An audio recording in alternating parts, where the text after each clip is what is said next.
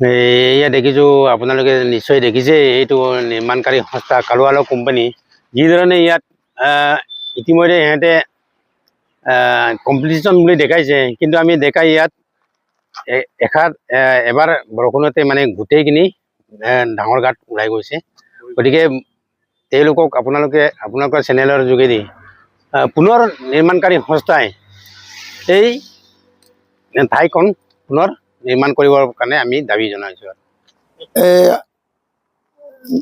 National হাইৰোড 515 নং নামনি নিয়াৰ বিজয়পুৰ স্বাস্থ্যকেন্দ্ৰৰ ওচৰত তাত বেয়া কালুৱালো কোম্পানীয়ে যি বনাইছে এইটো বহুত বেয়া ধৰণৰ বনাইছে।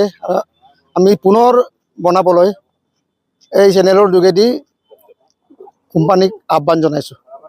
বৰ্তমান নিৰ্মাণ অৱস্থাতে আছে, দেখিছোঁ খুব নিম্নমানৰ কাম হৈছে, নিম্ন মানদণ্ডৰ কাম হৈছে, কিন্তু প্ৰেক্টিকেলি চাব গ'লে কামটো হোৱা নাই, এইটো 100% বিপদৰ মানে সম্ভাৱনা আছে। মানে কাম শেষ নহ'লে বিল পাছ হ'ব নালাগে, মাদাবিটো সেইটো আৰু যাতে কামটো কমপ্লিট নোহোৱাকৈ কমপ্লিট হ'ল বুলি কোনো ৰিপৰ্ট যাব নালাগে, অফিচিয়েলি এইটো চাব লাগে। যিহেতু এইটো নেক্সট টাইম আৰু কমপ্লেইন কৰা আমাৰ কোনো ধৰণৰ মানে সুযোগ যাতে নাথাকে। আমাৰ আপুনি কোনটো সিদ্ধান্ত কমপ্লেইন কৰিলে ভাল হ'ব সেইটোতো আমিতো গম নাপাওঁ, ইমানকৈ ডিপাৰ্টমেণ্টে কোনো এনেকুৱা বিশেষ মানে আইডিয়া নাই। সেইকাৰণে এতিয়া মিডিয়াৰ যোগেদি আমি জনাব বিচাৰিছোঁ যে কামখিনি যদি কৰিছে একেবাৰে মানে কমপ্লিশ্যনটো এবাৰ ৰিচেক কৰাৰ পিছতহে বিল পাছ হ'ব লাগে, এইধৰণে দাবী জনাইছোঁ। এই নিৰ্মীয়মান অৱস্থাতে যদি এইটো কণ্ডিশ্যন হয় তেনেহ'লেতো আৰু ভৱিষ্যতে কিবা হ'লেতো এইটো আগে পিছে এই দুৰ্ঘটনাটো হৈ থকা এৰিয়া আছিলে আগে পিছেও।